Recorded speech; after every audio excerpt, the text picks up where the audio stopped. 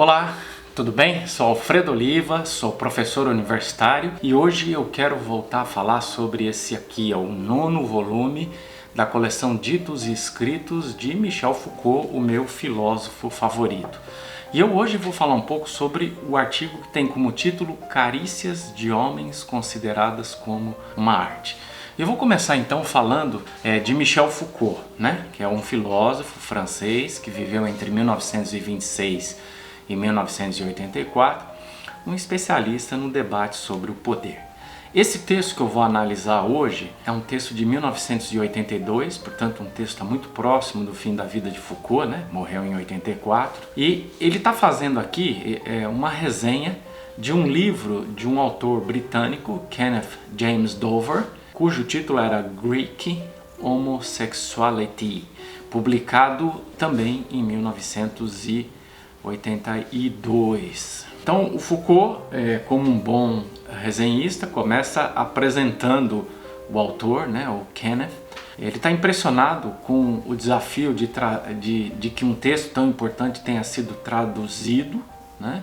Ele começa dizendo, olha, as pessoas, muitas vezes, as editoras acham que é muito dispendioso traduzir, muito caro, muito trabalhoso também. E ele diz, finalmente traduziram uma obra interessante, importante. E de modo que ele elogia muito a iniciativa dos editores e também a qualidade da tradução. E já apresenta o Dover como um clássico.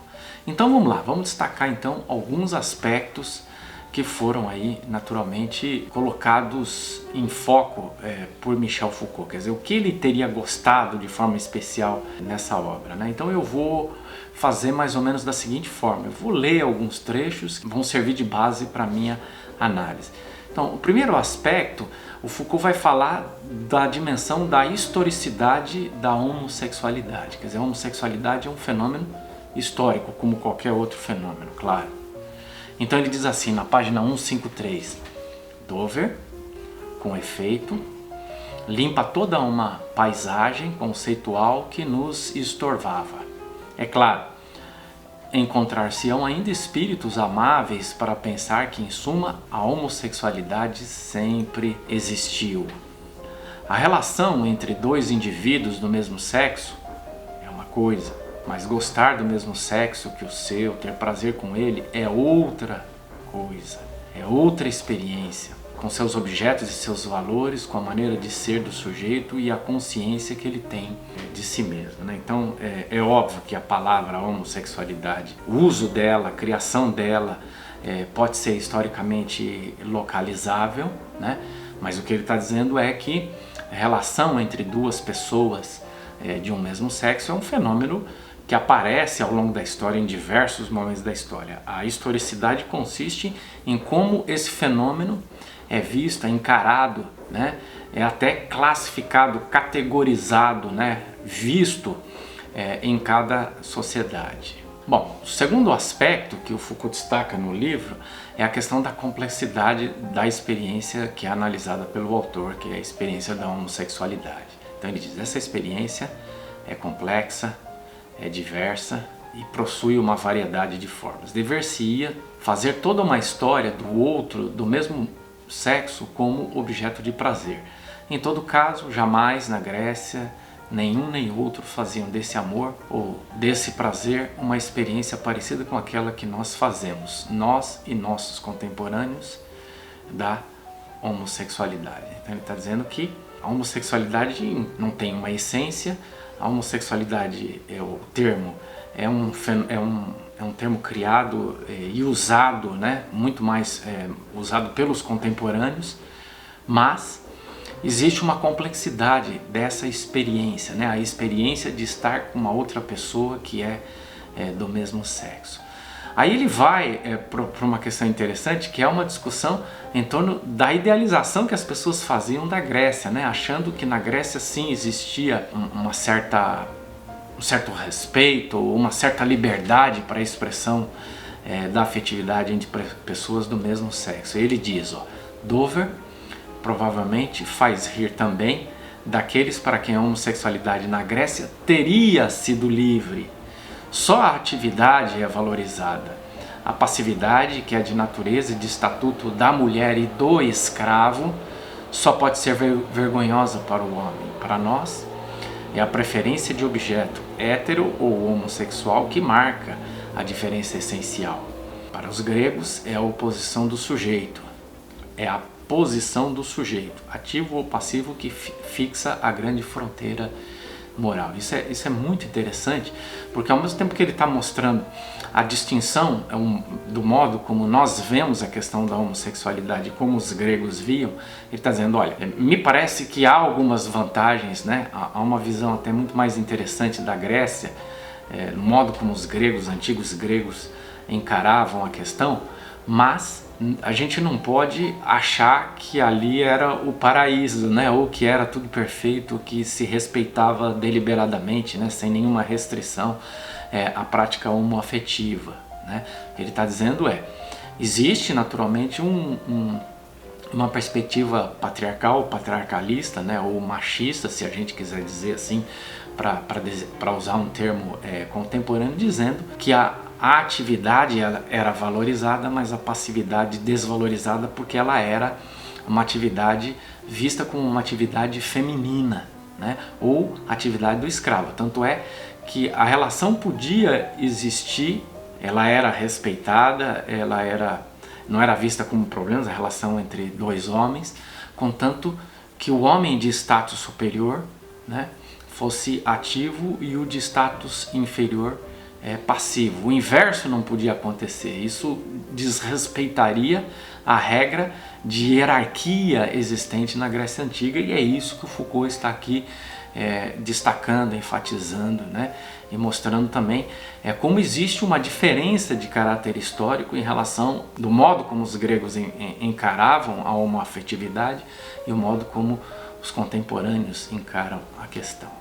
Depois ele diz, em um outro trecho, na página 154, que nas últimas páginas do seu livro, Dover coloca em evidência um ponto capital e que esclarece retrospectivamente toda a sua análise entre os gregos. Isso não vale simplesmente para a obra clássica, para a época clássica, que regia o comportamento sexual e não tinha a forma de um código. Nem a lei civil, nem a lei religiosa, nem a lei natural prescreviam o que devia ou não devia se devia fazer. E, no entanto, a ética sexual era exigente, complexa, múltipla, mas como talvez uma técnica, uma arte de viver entendida como o cuidado de si mesmo e de sua existência. É uma série de conceitos interessantes e importantes que são bastante utilizados por Foucault em outros textos, né? Mas ele basicamente aqui está dizendo o seguinte, e isso aparece nos volumes da história da sexualidade, quando ele vai discutir a questão e ele vai distinguir o modo de vida dos gregos e dos romanos, por um lado, e o modo de vida dos cristãos, né? O modo como eles encaravam a sexualidade era basicamente distinto por aquilo que ele chamava de moral de código, né? Quer dizer, a ética cristã está baseada num código, está baseada num livro, está baseada na Bíblia, e a Bíblia serve de parâmetro para aquilo que pode ser feito ou não pode ser feito no âmbito da sexualidade. E os gregos e os romanos, que não seguem um código, não seguem um livro, né? No sentido que a Bíblia é utilizada para prescrever ou para proibir aquilo que pode ser vivenciado no âmbito da sexualidade. E aí então ele vai opor então essa moral de código cristã a uma técnica, a uma arte da vida. Eu acho que daí é que vem o título do artigo, né? Quando ele fala em carícias de homens considerados como uma arte, né? Quer dizer, quando não existe um código para prescrever, ou seja para restringir ou para estabelecer aquilo que deve ser feito, as pessoas então ficam com um pouco mais de liberdade para poder pensar, para poder criar, para poder fazer da própria vida aquilo que elas bem entendem. Precisa tomar um certo cuidado com isso, porque mesmo quando nós estamos fazendo algo de nós mesmos, nós estamos fazendo isso a partir de um pacto que é prescrito pela sociedade. Então, toda liberdade, mesmo em relação a si mesmo, ela é vista sempre como uma liberdade limitada, né? Embora me pareça que o Foucault tenda a ver o ambiente, tanto grego como romano, como um ambiente que permite muito mais liberdade do que o ambiente cristão, em função, provavelmente, desse código chamado a Bíblia, né? Esse livro que funciona como construtor de uma moral de código. Depois ele vai falar então, na página 154, ainda na página 154, né? Ele diz assim: é isso que ao longo da obra mostra Dover. Era um modo, né? A experiência com os rapazes era um modo, uma maneira de experiência. Na maior parte do tempo, ele não exclui a relação com as mulheres. Nesse sentido, não era nem a expressão efetiva particular, nenhuma forma de existência distinta das outras, né? Quer dizer, o indivíduo não era homossexual, ele era um homem, né? Que muitas vezes mantinha um relacionamento até estável com uma mulher, mas também mantinha paralelamente ou eventualmente uma relação com rapazes, né? É isso que ele está dizendo. Quer dizer, não, a homoafetividade ela não é definida como o ser do sujeito, mas simplesmente como uma experiência, como uma prática. Ainda finalizando a citação, ele diz: era uma opção que não era nem exclusiva nem irreversível, mas cujos princípios, regras e efeitos se estendiam longe nas formas de vida, né? Então, me parece que a visão que se tem na atualidade, né, a própria nomenclatura diz: fulano é homossexual, fulana é homossexual. Esse tenta apreender o ser dessa pessoa em função da sua prática sexual. O que ele está dizendo é que para os gregos não existia esse essa pessoa simplesmente se relacionava, por exemplo, um homem se relacionava com rapazes, né, e eventualmente isso não indicava a essência desse sujeito, ele é um homossexual, né? Ele simplesmente podia manter relações com rapazes, mas essa relação com rapazes não estabelecia a essência desse sujeito. E isso também impedia que ele mantivesse outros tipos de relacionamentos, como por exemplo aquilo que a gente chamaria na atualidade de relacionamento heterossexual. E depois ele fala, para a gente terminar então, na página 155, ele fala de história de uma escolha sexual. É preciso se habituar a isto. O livro de Dover não conta uma idade de ouro em que o desejo teria tido a franqueza de ser bissexual. Ele conta a história singular de uma escolha sexual que no interior de certa sociedade foi modo de vida, cultura e arte de si mesmo. Eu não sei aqui o que ele está dizendo, né? Eu acho que ele não está dizendo que a homossexualidade é uma escolha. O que ele está dizendo é que as pessoas no mundo grego podiam escolher que tipo de relacionamento queriam ter, sem que isso estabelecesse uma essência para esse sujeito, né? Então, no sentido em que a gente vem acompanhando todo o argumento ao longo do texto. Qual é? Uma pessoa que hoje a gente chamaria de heterossexual, eventualmente podia manter relacionamentos com os rapazes. A gente sabe, por exemplo, que na filosofia grega antiga, o relacionamento entre mestre e discípulo podia envolver também essa questão da afetividade, da sexualidade, né? Inclusive do próprio ato sexual. E isso, naturalmente, não fazia desses filósofos, nem o ativo nem o passivo, homossexuais. Eram simplesmente, eu acho que é nesse sentido que o Foucault está utilizando, as pessoas escolhiam eventualmente estar com rapazes ou estar com mulheres, né? Então, nesse sentido, existia um pouco mais de flexibilidade, um pouco mais de liberdade em sociedades como a sociedade grega, embora essa liberdade, me parece que em momento nenhum da história ela é absoluta, né? A liberdade nunca é absoluta, ela é limitada, né? Ele vai falar que a moral sexual dos gregos é uma moral rigorosa, no sentido de que ela tem preceitos, ela tem critérios, né? E ele expôs um desses critérios, né, que tem a ver com a questão da hierarquia na sociedade, né? Nessa sociedade é valorizada a atividade e é desvalorizada a passividade, e a passividade é identificada como feminilidade ou como submissão na hierarquia social, né? O escravo é submisso, a mulher é submissa. Então, é uma sociedade diferente da nossa, com critérios do campo sexual diferentes dos nossos, Em alguns momentos, em alguns aspectos, parece ser uma sociedade um pouco mais livre que a nossa. Em outros aspectos, ela parece ser um pouco mais hierarquizada ou mais rígida do que a nossa. Quer dizer, o importante é a gente observar a historicidade, a especificidade de cada sociedade e o modo como cada uma delas lida com a questão. Acho que uma questão final que a gente poderia pensar, né?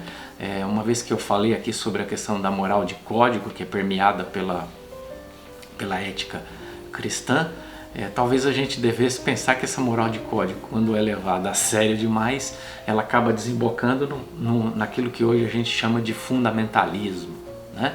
Quer dizer, você toma como base o livro e pinça determinados aspectos desse livro e diz, olha, esse livro proíbe tal coisa e acabou, né?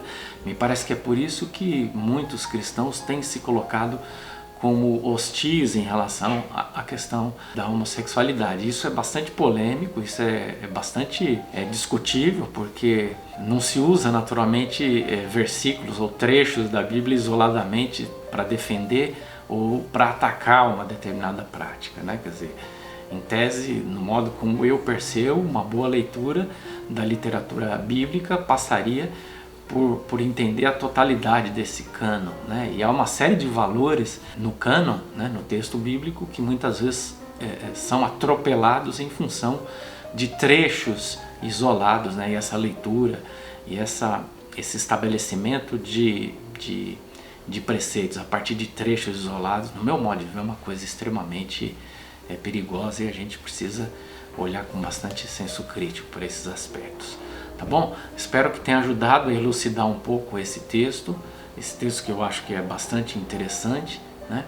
Ao mesmo tempo, além do conteúdo, você também pode observar como se fazer uma boa resenha de um texto. Até nisso o Foucault é exemplar para a gente. Um texto relativamente pequeno, mas com muita informação e que vai ao coração das questões mais importantes do livro do Dover. É isso aí, espero que você tenha gostado, um abraço e até o próximo vídeo.